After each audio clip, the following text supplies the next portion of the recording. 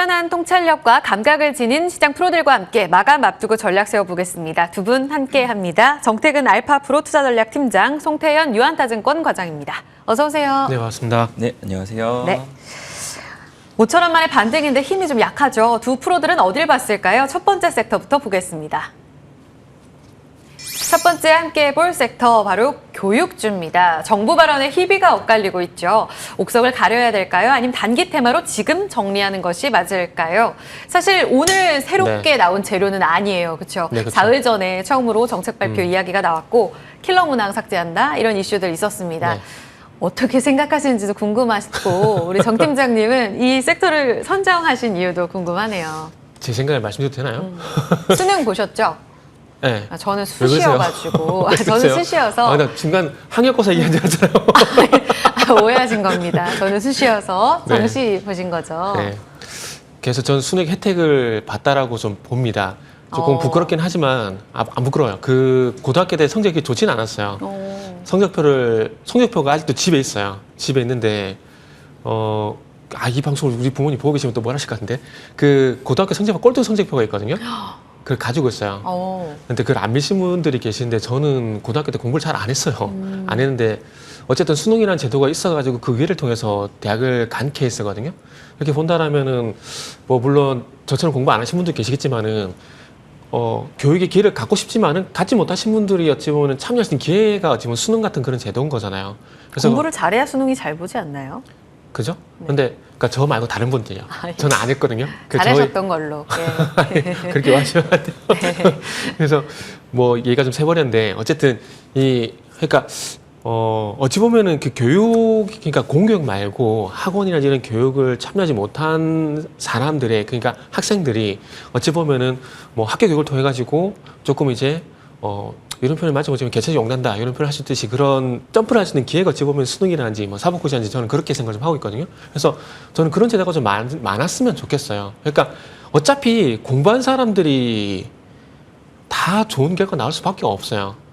공교육을 강화를 한다고 해도 어차피 공부 안 해도 공부 안 합니다. 안 하기 때문에 이걸 공교육 강화를 하고 뭐 킬러 문항을 없앤다고 해서 달라질 건 없다라고 봐요. 그렇기 때문에 저는 공교육을 좀 강화를 해서 어떤 기회에 대한 어떤 공정을 좀 줬으면 좋겠고요. 그리고 그 결과에 대한 부분들을 좀 받아들이는 기회도 결과는 공평하게 조금 이제 가져가시는 그런 기회들이 저는 개인적으로 많았으면 좋겠습니다. 그래서 제가 지금 이런 얘기 왜 하고 있는지 모르겠지만 어쨌든 뭐 기회는 좀 공정했으면 좋겠다라는 말씀을 드리고 그러다 보니까 이런 킬러 문항 같은 것들은 아시잖아요. 이게 특별한 어떤 교육을 받지 않은 이상 알 수 있는 부분이 아니지 않습니까? 네. 그리고 우리가 예전에 그 JTBC에서 했었던 드라마 스카이캐슬 기억나시죠? 예.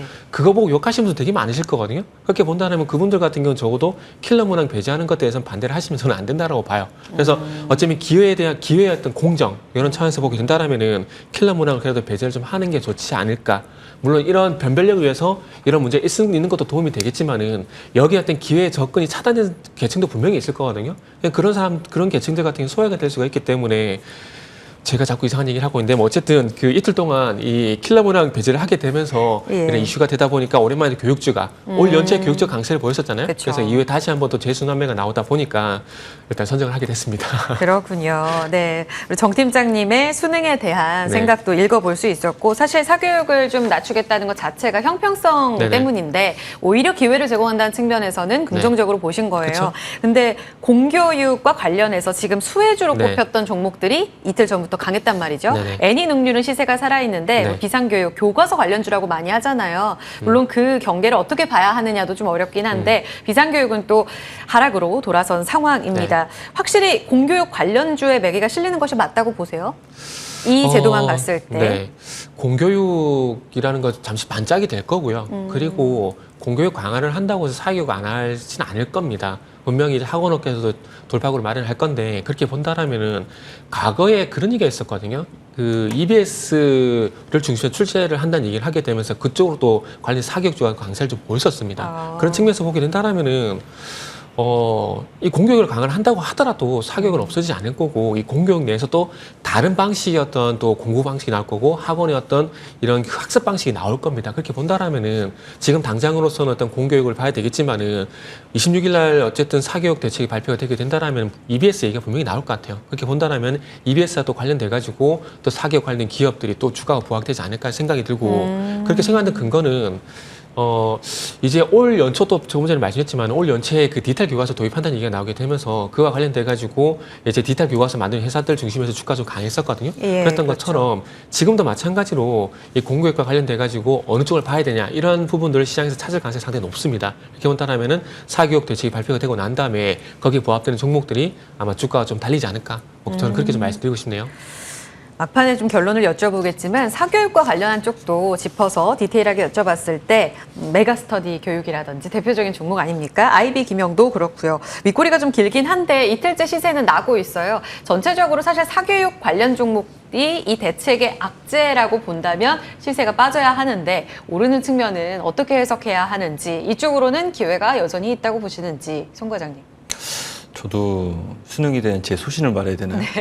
네, 듣겠습니다. 알려주세요. 그런 건 아닌데 제가 생각을 했을 때는 네. 이런 이슈가 있음에도 불구하고 공교육만으로서는 사실 채울 수 없는 부분이 있다라고들 다들 생각을 할 수밖에 없는 것 모두가 같아요. 공감하는 네. 부분인가요? 그리고 이제 자신들의 아이가 사실 예전 같은 경우에는 더 많은 자녀들을 가진 가정이 많았었는데 예. 이제는 사실 하나, 둘, 이 정도밖에 없잖아요. 그렇게 되다 보니까 그 아이들이 배우고 싶은 혹은 그 아이들을 더욱더 잘 만들고 싶은 이런 욕심, 이런 부분이 결국은 사교육에 대한 부분의 열풍을 잠줄 수는 없다라고 생각을 할 수 있는 것 같아요. 그리고 네. 교육에 대한 시스템이 변경이 된다 하더라도 국내 같은 경우에는 그런 변경된 시스템을 빠르게 적용을 훨씬 더 잘 시키는 부분이 상당히 많았다라고 보시면 될 것 같고요. 사실상 이 공교육을 보게 되면은 단순하게 교과 과목에 대해서 선생님이 모든 거를 하는 것이 아니라 그 외에도 다른 걸 많이 해야 되잖아요. 네. 그렇게 되다 보니까 아무래도 전문성에 대한 부분이 조금은 떨어질 수밖에 없는 부분이 생기게 될 거고, 반대로 사교육 쪽에서는 나는 이 부분에 대해서만 24시간 몰두를 하게 되고 여기서만 더 전문성을 키울 수 있을 테니까 그런 부분에 약간의 이런 전달력이라든지 이런 것들이 달라질 수밖에 없는 거고, 그리고 자본주의 시대다 보니까 당연히 돈이 많이 주는 쪽으로 더 좋은 인재가 갈 수밖에 없게 되는 이런 부분은 계속 되다 보니까 네. 결국은 이런 종목들도 다시 한 번 더 움직임이 좋아질 수밖에 없는 부분이다라고 보시면 될 것 같고요. 네. 다만 이제 이 메가스터디 교육 같은 경우에 계속적으로 좀 하락이 나왔었잖아요. 그 반대로 IB 김영 같은 경우에는 상승으로 좀 나왔던 부분이 있었었는데 저는 그건 시가총액의 차이라고 생각을 하고 있고요. 시가총액이 작은 종목들 위주로 사실상 지금 상승세가 더욱더 강한 종목들이 대부분 다 시가총액이 1,000억 언더라든지 아니면 1,000억 미만, 1,000억 정도 대가 되고 있거든요. 그래서 네. 그런 종목들이 수급적으로 많은 부분 올릴 수가 있기 때문에 저는 움직이고 있다라고 보시면 될 것 같고요. 사실 유병 같은 경우에 지금 이틀 연속 상한가에 들어가게 네. 되는데 EBS에 대한 온라인 교육의 과정을 만들어줬다는 이력 때문에 갔거든요. 사실 이것 자체가 계속적으로 상한가를 만들어줄 수 있는 부분이 될까라는 부분을 생각을 했을 때는 테마적인 부분이기는 하지만 어느 정도의 거래량이나 이런 부분이 많이 거래가 됐기 때문에 더 충분히 움직일 수 있는 부분도 있다라고 정도로서만 생각을 하는 게 맞지 않나라고 생각하고 있습니다. 유비원도 500억이 안 되네요, 시총이. 네, 460억 정도 되는 걸로. 지금 오늘 상승으로 한 497억까지 갔어요. 네, 말씀하신 이런 순환매의 움직임도 이야기를 해주셨는데 앞서 정 팀장님이 이야기하신 AI 디지털 교과서 이쪽 측면도 볼게요. 연초에 굉장히 또 화제가 되기도 했었어요. 교육부에서도 또 민간 사업자 중심으로 다시 이쪽 체계를 잡아가겠다. 사실 거스를 수 없는 대세 트렌드는 맞잖아요. 그렇죠. 다시 힘받을 수 있을까요, 이쪽도? 온라인 교육주. 온라인 교육주가 당연히 가야만 하는 길이고 사실상 그거를 통해서 ASP도 많이 올라오는 게 눈에 보여요. 특히나 웅진 싱크빅이라는 이런 기업들을 보게 되면 이 부분을 통해서 ASP가 올라가게 되고 거기에 따라서 매출액이라든지 수익성까지도 좋아지는 모습을 보이기는 하거든요. 그럼에도 불구하고 왜 이러한 종목들이 계속적인 이 맥스로 올라가지 못하고 올라갔다가 빠지게 되는 이런 부분을 가져갈 수밖에 없느냐, 이 부분을 말씀을 드리게 되면은 결국은 이 상단이라는 게 정해질 수밖에 없는 부분인 것 같아요. 왜냐하면은 우리나라 국민의 수 자체가 어느 정도 정해져 있기 때문에 그러한 큰 모수 자체가 이제 달성이 더욱더 확대가 되기 많이 어려운 부분이 있기 때문에 네네. 그런 부분에 있어서는 이 상단을 좀 제한할 수밖에 없지 않나라고 생각을 해볼 수 있는 것 같고요. 다만 이제 이런 이슈가 다시 한 번 더 나오게 되면은 충분히 모멘텀을 받을 수 있을 테니까 그러한 모멘텀을 이용한 플레이는 충분히 가능하다. 특히 거래량이 이 9시 30분 이내에 한 500%에서 1000%까지 늘어나게 되면은 그때 무조건 움직인다는 소리거든요. 그러면 그때는 조금 더 내가 비중 조절을 하게 되면서 들어가 볼 수 있는 여지가 있지 않나라고 생각을 하고 있습니다. 아, 알겠습니다. 상단이 정해져 있다. 수요 자체가 아무래도 인구 감소의 이 구조적인 측면에서는 쉽지가 않다. 알겠습니다. 탑픽으로 가볼까요? 26일 날도 대책 발표 있을 거라고는 하는데 그때까지 그럼 연속성 보면서 탑픽으로 좁혀 갑니까? 아니요, 모르겠어요. 이게 지금 시장 분위기가 바로바로 이렇게 쏘는 분위기는 아닌가. 그냥 단계의 변동성이 나오긴 하지만은 조정을 좀 거치는 것 같아요. 그리고 우리가 지금 디지털 교과서 올 연초에 있었던 디지털 교과서 사례 전제 계속 얘기를 하고 있는데 그 측면에서 보게 된다라면은 조금 조정은 좀 나올 것 같아요. 그렇게 본다라면은 이제 대책 발표가 나오고 난 다음에 접근하셔도 되지 않을까 생각이 들고 이 이슈는 아마 좀 길면 수능까지도 가지 않을까 하는 생각이 좀 들거든요. 그러다 보니까 조금은 한 달에서 한 2달 정도는 좀 볼 수 있을 만한 테마라고 봅니다. 그렇게 본다라면 이제 관심주를 아까 EBS 잠시 말씀드렸는데 EBS 관심주를 볼 수밖에 없을 것 같아요. 일단 공교육 쪽이라면은 이제 시험 문제 기준이 이제 EBS 기준이 될 수밖에 없거든요. 그래 본다면 EBS 쪽에서 이제 좀 전에 이제 말씀하셨던 유병 같은 경우는 뭐 잡을 수가 없어요. 잡을 수가 없는 상황이고 지금 상황에서 잠자라면 유엔젤도 마찬가지로 EBS 관련주거든요. 탑픽이 유엔젤. 네네. 탑픽이 유엔젤이고요. 만약에 뭐 급등했지만 그럼에도 어느 것을 확실하게 잡아야 되냐 여기 하게 된다라면은 유비온을 보는 게 맞는 것 같습니다. 근데 1등주 가고 2등주도 따라가지 않을까라는 그런 기대감 때문에 유엔젤을 좀 대안으로 말씀드린 거거든요. 그래서 어쨌든 다시 말씀드리지만은 사교육 대책의 이번에 핵심은 EBS 활용을 강화를 하고 사교육 부담을 완화를 하겠다라는 겁니다. 그리고 이제 유엔젤 같은 경우도 과거에 EBS와 콘텐츠 활성화 MOU 이력이 있는 상황들이기 때문에 아마 EBS 관련된 이슈가 좀 부각이 되게 된다라면은 유비온뿐만 아니라 뭐 유엔젤도 좀 봐야 되지 않을까라는 판단을 좀 했고요. 지금 기준으로 좀 가격 전략을 좀 말씀드리면 일단 목표 같은 경우는 5,500원이고 손절가는 한 4,500원 정도 일단 말씀을 좀 드려야 될 것 같습니다. 오늘은 근데 왜 하락할까요? 유비온 왜 못 따라간다고 보세요? 일단은 요거는 시장 전반적인 부분을 같이 말씀드려야 되는데 지금 오늘 코스닥 기준을 보게 되면은 그 하락 종목수가 1,002 종목이고 상승 종목수가 505 종목이거든요. 제가 이걸 왜 짚어드리냐면은 자, 하락 종목수가 많다라는 시장의 매도 심리가 더 우위를 보인다는 겁니다. 그러면은 테마가 전반적으로 형성이 된다고 하더라도 이런 현상이 발생이 되게 되면 차익 실현 요구가 있을 수밖에 없거든요. 그러다 보면은 시세를 살리기 위해서는 쏠림 현상이 나올 수밖에 없어요. 그러다 보니까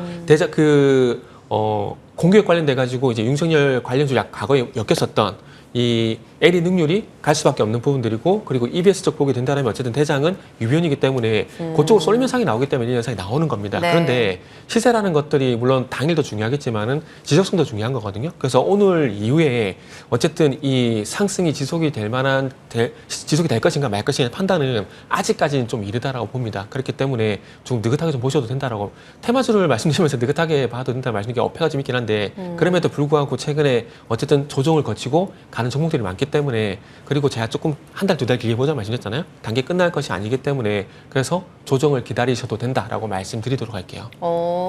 어차피 이 이슈 자체가 수능까지도 지속될 수 있고 연속성 측면에서 봤을 때 기회는 충분히 줄 것 같고 유엔젤 역시 EBS 관련한 모멘텀에서 후발주자로 따라가기 때문에 5,500원까지 볼 수 있는 종목이다 이렇게 말씀해 주셨습니다. 오늘의 하락은 시장 영향으로 좀 해석 들어봤어요. 탑픽 유엔젤 전략까지 들어봤습니다. 그럼 두 번째로 가보겠습니다. 프로의 시선이 머문 두 번째 섹터 공개합니다. 로봇. 오늘 로봇이 잘 가죠. 그 테마의 핵심 스마트 팩토리. 혁신을 이끌 로봇주의 선두주자는 누가인가? 다시 순환매의 계절이 온 것인가? 사실 이 자리에서 프로의 시선 때 로봇 다시 움직일 것 같다라고 이야기를 해주셨단 말이에요. 오늘 그 답이 되는 것 같아요. 연속성도 보여줄지 섹터 오늘 고르신 이유부터 들어볼게요. 말씀을 하신 것처럼 사실 뉴스에 대한 부분 자체는 뚜렷한 뉴스는 많이는 없어요. 그렇기 때문에 섹터의 순환매 속에서 수급의 유입으로 보는 게 오늘은 일단 더 유효하지 않나라고 생각을 해볼 수 있는 것 같고요. 여기에 플러스로 더할 수 있는 뉴스를 보게 되면은 이 포스코 DX가 실적에 대한 모멘텀이 이런 스마트 팩토리 그리고 산업용 로봇 관련돼서 수주를 더욱더 많이 받게 되고 이에 따라서 이 실적이 좋아질 수 있다. 뭐 이러한 뉘앙스로에 대한 이런 뉴스 보도가 있었었거든요.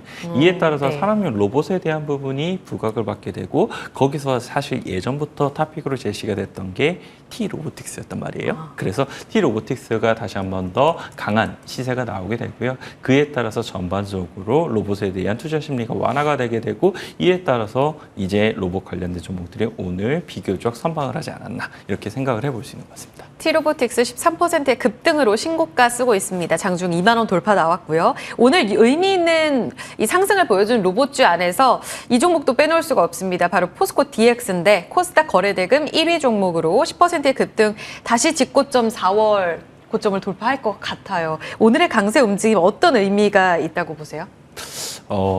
일단은 수급적으로 어마어마한 집중도를 보여주고 있어요. 거래량을 사실 이 정도까지 키워내게 되면서 네. 특히나 기관을 중심으로 프로그램 매수세가 집중적으로 좀 들어오고 있는 부분이 보이고 있거든요. 그러한 부분이 추가적인 상승을 어느 정도 염두에 둘 수 있지 않나라고도 생각을 해볼 수 있는 것 같습니다. 뭐 그 기저를 보게 되면은 네. 아무래도 실적에 대한 부분이 기대가 되는 부분이 상당히 많지 않나 이런 부분을 생각을 해볼 수 있는 것 같고요. 자동화 이쪽에서의 실적이요? 뭐 자동화에 대한 부분이 계속적으로 이루어질 수밖에 없는 게 네. 포스코 그룹 자체가 이제 양극재라든지 음극재 관련돼서도 공장에 대한 부분을 계속적으로 더욱더 많이 설립을 하겠다라고 네. 얘기를 하는 부분도 있고요. 리튬 관련돼서도 그쵸. 사실상 공장에 대한 부분을 계속 이 설립을 하겠다라고 얘기를 하고 있는 만큼 스마트 팩토리에 대한 부분을 맡고 있는 포스코 DX 같은 경우에는 자연스럽게 수주가 늘어날 수밖에 없게 되는 이런 구조로 보시면 좀 될 것 같고요. 네. 이러한 부분이 결국은 이 실적 시즌에 대해서 얼마 앞두지 않은 이 상황 속에서는 한 번 정도는 당연히 이런 주목도 높아질 수밖에 없지 않나 이렇게도 생각을 해볼 수 있는 것 같습니다. 그래서 이런 부분에 따라서 오늘 많은 부분 움직이기 시작을 했다라고 보시면 될 것 같습니다. 그렇군요. 스마트 팩토리. 포스코 그룹이 2차 전지 이야기도 해주셨지만 여러 가지 공장 증설이라든지 앞으로의 방향성을 봤을 때 이 공장 자동화로 나아갈 수 있는 포인트들이 굉장히 많습니다. 그래서 산업용 로봇 적용을 또 발표를 하기도 하지 않았습니까? 포스코의 뒷배가 있는 그러니까 산업용 로봇 쪽으로는 포스코 모멘텀 많고 더 강하게 갈 수 있다? 정 팀장님 같은 의견이세요? 글쎄요. 이게 이제 얼마만큼 이제는 그러니까 이슈는 다 나왔잖아요. 이슈는 다 나왔기 때문에 이제 얼마만큼 매수 힘을 붙여주냐가 좀 관건이다라고 말씀을 드려야 될 것 같아요. 그래서 지금 뭐 이제 3월달, 4월달 상승 당시와 지금 거래량을 지금 비교를 좀 할 수밖에 없는데 어쨌든 이제 시세가 한번 크게 났고 그러나 한때 뭐 쉬었다가 이제 다시 한번 이제 위쪽으로 밀어주고 있는 상황들인데 모르겠어요. 제가 틀릴 수도 있겠지만 조금 거래량이 아쉽다라고 좀 말씀을 드려야 될 것 같아요. 그리고 중요한 건 제가 쏠림 현상 말씀드렸잖아요. 지금 포스코 DX 같은 경우도 어찌 보면은 오늘 10%가량 상승이 나오는 것들이 쏠림 현상을 좀 볼 수가 있는 것들이거든요. 근데 쏠림 현상이 나옴에도 불구하고 거래량이 조금 아쉽다라는 겁니다. 그렇기 때문에 정고점 돌파에 대한 부분들은 조금 중의적인 관점에서 말씀을 좀 드려야 되겠다는 말씀 드려야 될 것 같아요. 그래서 일단은 상황을 보고 일단은 더 간다 못 간다는 판단을 좀 유보를 했으면 좋겠다는 말씀 드리고 싶어요. 한 발짝 좀 빼는 것 같지만 죄송하지만 제가 판단이 안 서서 그런 거거든요. 그거 좀 양해를 좀 부탁을 드리고 어쨌든 그리고 로봇 모멘텀 같은 경우는 이제 뭐 산업용 로봇 그러니까 자율 주행 로봇이 산업용 로봇으로 포함을 시켜야 되는 건지 아니면 서비스 로봇으로 포함시키는 저도 기준이 살짝 좀 안 쓰고 있는 상황이거든요. 그래서 서비스용 로봇이라고 보게 된다라면 이 섹터가 더 간다라고 보는 게 맞겠지만은 만약에 자율 주행이라든지 산업용 로봇 쪽이라고 보게 된다라면은 로봇 섹터 내에서도 지금 저 개인적으로는 모멘텀이 서비스 로봇하고 그 다음에 이제 웨어러블 로봇이라고 좀 생각을 하고 있거든요. 조만간 현대차도 그렇고 삼성전자도 그렇고 웨어러블 로봇이 나올 거니까 계속 이제 시장에 이슈를 던져주고 있는 상황들이잖아요. 그렇게 본다라면 저는 개인적으로 이제 이제 뭐 웨어러블 로봇 그리고 서비스 로봇을 볼 수밖에 없다라고 봅니다. 그렇게 본다라면은 이 포스코 DX가 과연 산업 로봇을 봐야 되느냐 아니면 서비스 로봇을 봐야 되느냐에 따라서 좀 주가가 조금 이제 더 가느냐 아니면은 주가 상승 제한되느냐 뭐 좀 그렇게 결정이 될 것 같다고 말씀드려야 될 것 같아요. 수급적인 연속성에 있어서는 좀 더 확인을 해봐야 하고 트렌드 자체는 또 두 가지 서비스용, 웨어러블 이렇게 나눠주셨어요. 산업용 로봇 질문 하나 더 드릴게요. 송 과장님, 이 스마트 팩토리와 산업용 로봇이 결국은 성장이 궤를 같이 그려가지 않을까 이렇게 보고 있잖아요. 로봇과 AI처럼. 여기에 공감을 하시는지 그러면 고성장 측면에서 어느 정도로 전망을 하고 계시는지도 궁금해요. 저는 이 스마트 팩토리의 가장 중점적인 부분은 공정의 자동화에 대한 부분이다라고 생각을 하고 있어요. 그 부분에 있어서도 산업용 로봇의 발달은 선결돼야 되는 부분이 될 수밖에 없을 텐데 예를 들어서 예전 같은 경우에는 공정이 진행이 될 때 있어서 로봇의 움직임이 단순히 선형적으로만 움직이면 됐어요. 그것이 커버가 가능했던 부분이 상당히 많아지는데 이제 공정의 난이도가 올라가게 되고 단순하게 선형적인 움직임이 필요한 것이 아니라 자율적으로 움직이는 아니면 원을 그리면서 움직이게 되거나 뭐 이런 부분이 더욱더 많은 부분이 필요하기 시작을 하게 되거든요. 그런 부분에 있어서 산업용 로봇도 사실상 자율주행 로봇이 왜 필요한지 그런 부분을 어느 정도 대변을 해주고 있다라고 좀 보시면 될 것 같고요.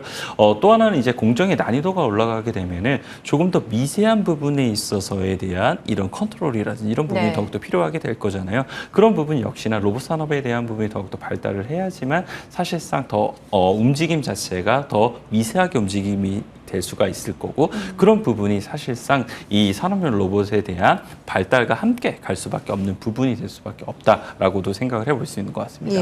그리고 또 한 가지 생각을 해보게 되면 로봇이 사실상 더 많은 부분 움직이기 위해서는 그만큼의 통신이라든지 이런 인프라도 계속적으로 깔려야 되는 부분이 필요하게 될 거잖아요. 그런 부분에 있어서는 뭐 5G 관련된 특화망이라든지 이런 부분도 충분히 더욱더 많은 부분 개발이 되어야 되고 도입이 되어야 되는 부분이 필요하다라고 보시면 될 것 같고요. 지금의 로봇 자체는 사실상 많은 가능성을 가지고 이제 첫걸음을 내딛기 시작을 하는 부분이기 때문에 그것을 활용을 해서 많은 산업 부분에 더욱더 이 도입이 될 거기 때문에 그런 부분을 우리가 지금 관점에서는 확실히 많은 부분의 가능성을 열어두고 꿈을 꾸면서 보는 것이 더욱더 맞지 않나라고 생각을 하고 있습니다. 상상력이 필요한 상상력이 많이 필요하다라고 그렇죠. 저는 생각을 하고요.